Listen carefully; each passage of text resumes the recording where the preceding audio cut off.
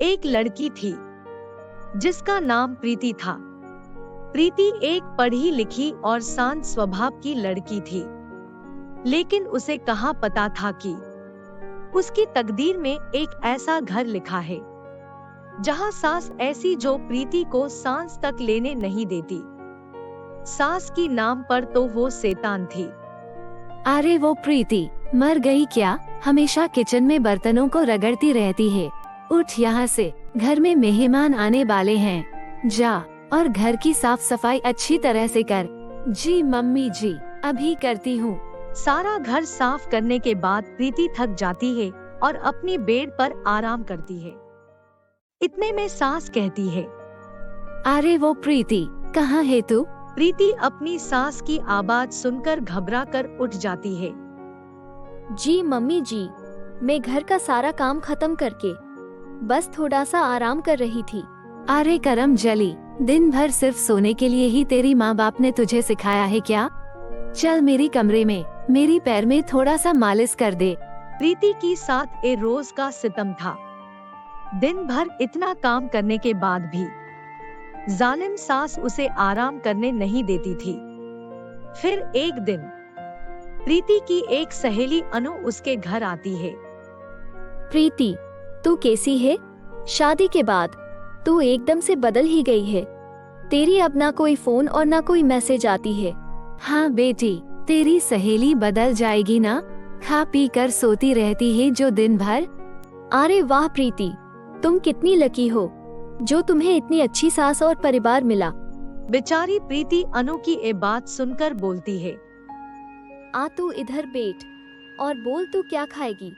इतने में उसकी सास बोलती है, अरे बेटी प्रीति, थोड़ा अंदर तो आ, तुझसे कुछ बात करनी है।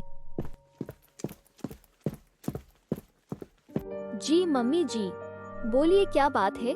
तेरी बाप ने यहाँ राशन रख कर गया है क्या, जो तू मुफ्त में यहाँ किसी को भी खाना खिला रही है? वो मम्मी जी, अनु हमारे घर पहली बार आई है, इसलिए मैं उसको खाने के लिए पूछ लिया।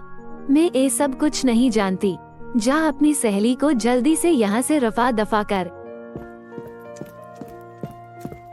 बेचारी प्रीति अपनी सहेली को बातों में फुसलाकर अपने कमरे में ले जाती है।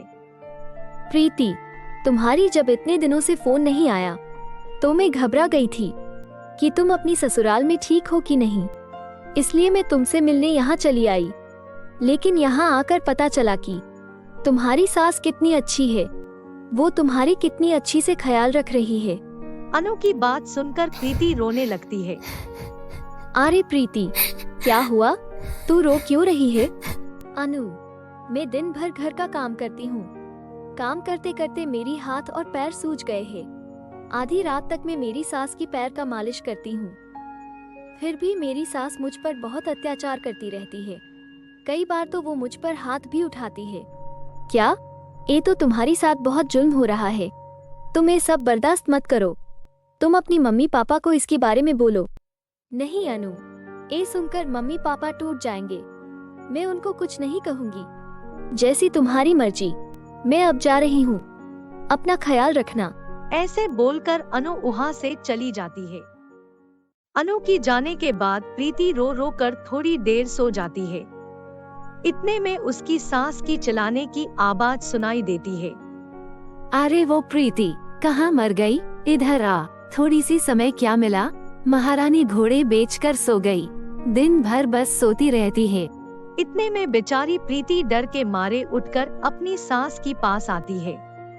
आ गई महारानी। सुन, रात को घर में मेहमान आने वाले हैं, जाकर उनके लिए खाना बना, और हाँ, अच्छी तरह स्वादिष्ट खाना बनाना।